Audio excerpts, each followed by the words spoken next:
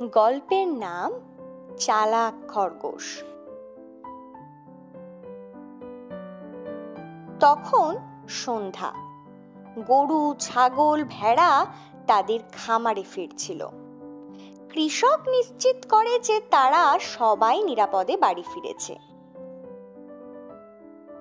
চালাক খরগোশ তার কুঁড়ে ঘরের ভিতরে জেগেছিল।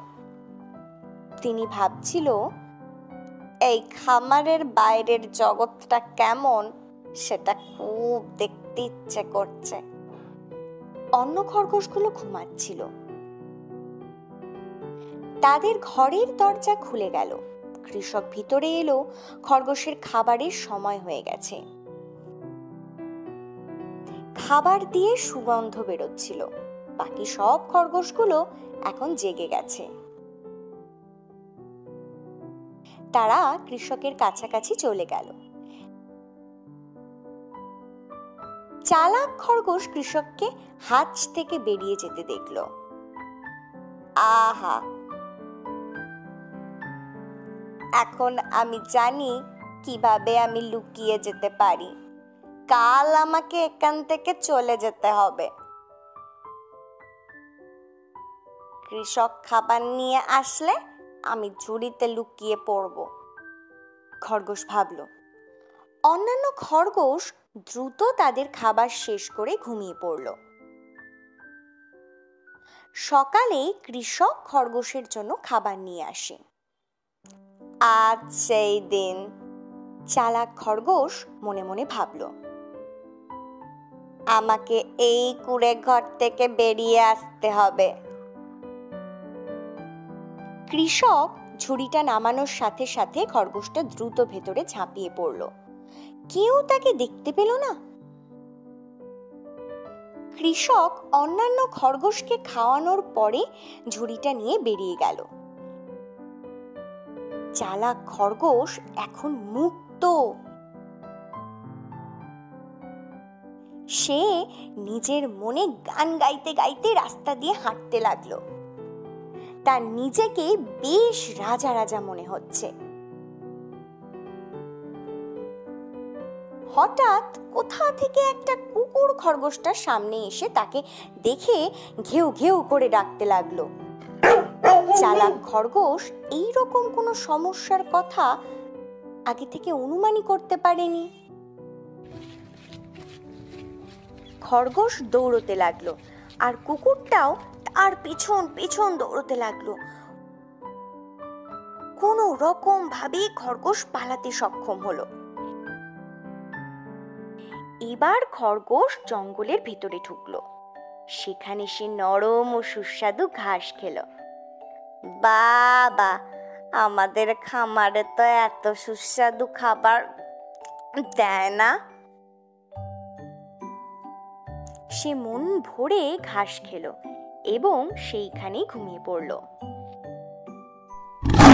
সেই চালাক খরগোশের ঘুম ভাঙলো সিংহের ভয়ানক গর্জনে। সেই গর্জন ছিল খুবই ভয়ানক। সিংহের খুব খিদে পেয়েছিল। সে চালাক খরগোশের পেছনে দৌড়তে লাগলো। এবার খরগোশ প্রাণীর ভয় শুধু দৌড়েই গেল। আমি কি আদৌ বেঁচে ফিরবো? আমি কি আদৌ বেঁচে ফিরবো? সে মনে মনে ভাবলো। খরগোশটা সারা রাত দৌড়েই গেল। যখন ভোর হলো, চতুর খরগোশ তার চোখকে বিশ্বাসই করতে পারল না। সে কৃষকের বাড়িতে ফিরে গেছে। খামারের দরজা খোলাই রয়েছে। সে দেখল কৃষক বাকি খরগোশদের খাবার দিতে এসেছে। চালাক খরগোশ চুপি চুপি কৃষকের পেছন দিয়ে খামারে ঢুকে গেল। খরগোশের খুব খুব খিদে পেয়ে গিয়েছিল। যতক্ষণ না তার পেট ভরল ততক্ষণ পর্যন্ত সে খেয়েই গেল। খরগোশ মনে মনে ভাবলো, আমি এখন সব বুঝতে পেরেছি। বাইরের দুনিয়া খুব মিষ্টি মধুর, এবং তার সাথে সাথে একটু তেতোও বটে। সেই দিন থেকে চালাক খরগোশ খামারের ভিতরে তার বিশ্ব সম্পর্কে আরো বেশি করে শিখতে লাগলো। এমনকি সে অন্য খরগোশদেরও বাইরের জগৎ সম্পর্কে পরামর্শ দিতে লাগলো।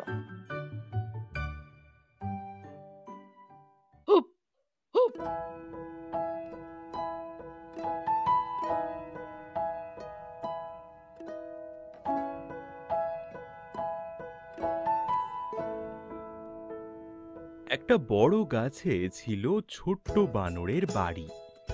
সে নিজের জিনিসপত্র সঠিক জায়গায় রাখত না, তাই তার ঘর ছিল একটু লন্ডভন্ড। একদিন সকালে ছোট্ট বানরকে তার গাছের ঘর থেকে চিৎকার করতে শোনা যায়, ওরা কোথায়? ওরা চলে গেল, আমার কলার গুচ্ছ এগুলো কোথায় গেল?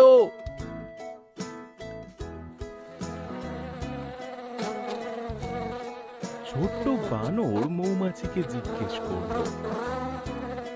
মৌমাছি মৌমাছি, তুমি কি আমার কলা খেয়েছো? মৌমাছি উত্তর দিল, আমি মধু এবং পরাগ খাই, আমি কলা খাই না।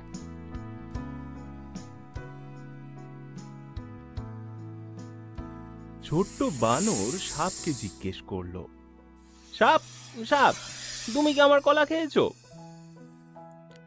সাপ জবাব দিল, আমি তোমার কলা সম্পর্কে কিছুই জানি না, আমাকে বিরক্ত করবে না।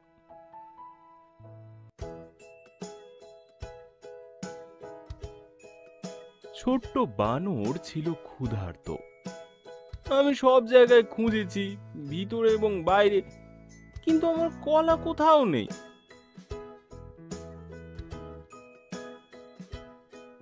সে খুঁজতে থাকে টেবিলের ওপরে এবং বিছানার নিচে। দূর, আমি এখনো তাদের খুঁজে পাচ্ছি না, আমি আমার কলা কোথাও খুঁজে পাচ্ছি না।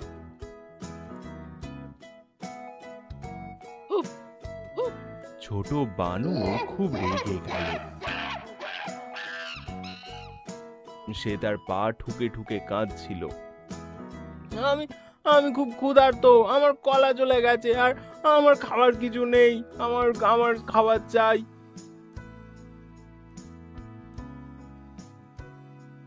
ছোট্ট বানর তার ব্যালকনি দিয়ে বাইরের দিকে তাকালো।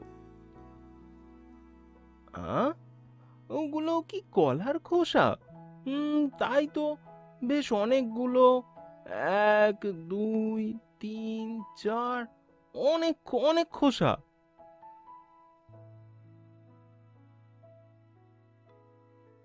ও, ওটা তো একটা খরগোশ, তার মানে ওই আমার সব কলা খেয়েছে।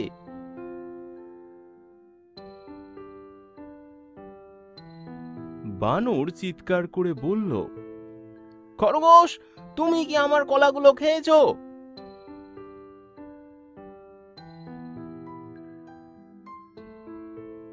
খরগোশ উত্তর দিল, না না ছোট বানর, ওই ওইদিকে দেখো, আমি নিজেই কলা চাষ করি।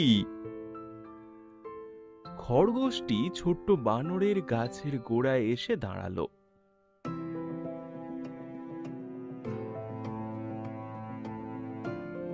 তোমার খুব খিদে পেয়েছে বুঝি? খরগোশ আরো বলল, এই নাও এই নাও, আমার এক গুচ্ছ কলা নাও।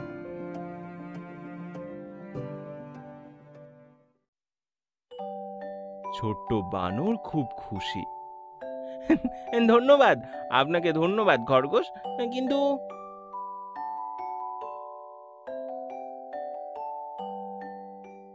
কিন্তু কিন্তু কে আমার কলাগুলো নিল?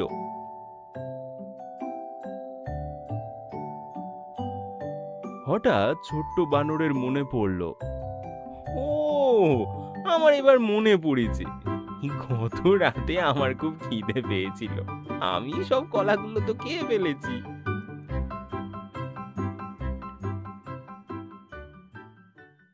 Thank you. ইউ।